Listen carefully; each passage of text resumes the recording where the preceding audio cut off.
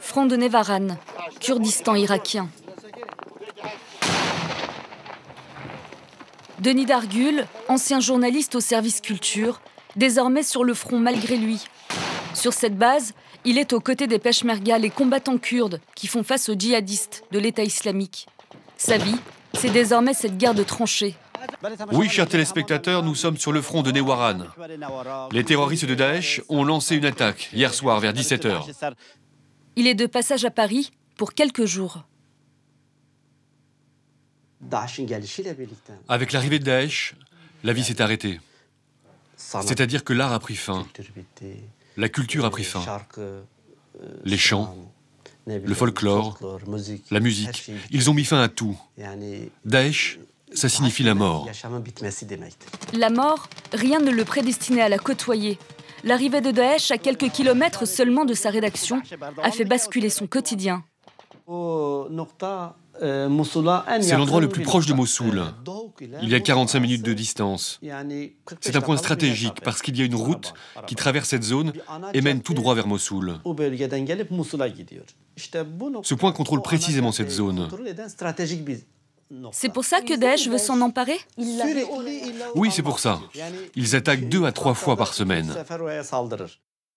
Nevaran, c'est un point de passage crucial pour le commerce dans la région. Alors contre ces attaques incessantes, villageois et sympathisants kurdes combattent côte à côte. Hier, il y avait beaucoup de volontaires motivés ici. Vous êtes du Nord-Kurdistan? Je suis kurde de Russie. Bienvenue. Je suis combattant volontaire depuis plus d'1 an. Et depuis plus d'1 an, ce volontaire fait face avec ses camarades à un arsenal militaire et logistique terrifiant. Ce véhicule blindé, bourré d'explosifs, est piloté par un kamikaze. Il est déterminé à se faire sauter au cœur des lignes kurdes. Sa stratégie, ouvrir la voie aux fantassins de l'État islamique. Les armes des combattants kurdes sont inefficaces. Le char blindé de Daesh continue son avancée, malgré toutes les roquettes. Ce jour-là, ce qui va stopper ce char, c'est une arme plus lourde. Le Milan. Un missile anti-char autoguidé. Il a été fourni par les Allemands. Si on n'avait pas eu cette arme, personne ne serait en vie aujourd'hui. Je ne serais pas là en train de faire ce reportage avec vous.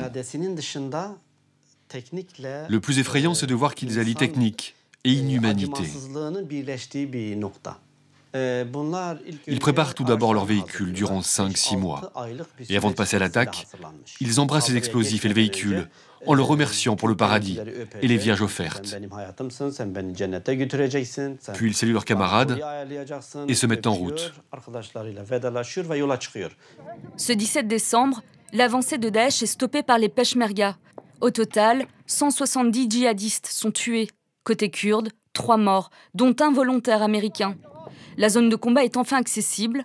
Denis nous fait découvrir le monstrueux matériel de guerre de Daesh. Le Hummer est déjà un véhicule de combat blindé. Mais eux, ils ont soudé un 2e blindage par-dessus. Pour atteindre leur objectif, ils font ce genre de choses. L'avant de ce pick-up aussi a été tuné. Les Peshmerga ont été très efficaces aujourd'hui avec leur technique moderne. Et selon eux, ils préparaient cette attaque depuis 1 an. C'est la plus grande attaque. Et tous leurs cadavres sont là. Cette victoire, les Peshmerga la symbolisent avec ce drapeau de l'État islamique, récupéré dans une carcasse de véhicule qu'ils brandissent comme un trophée. Eux, qui sont la cible privilégiée de ces soldats apatrides de Daesh. Ils viennent de toute la planète, de partout dans le monde. De France, d'Allemagne, des États-Unis. J'ai même vu des Chinois parmi leurs cadavres. En gros, pour eux, c'est soit la mort, soit la mort. En face, c'est résistance ou résistance. Sinon, la fin peut être terrible.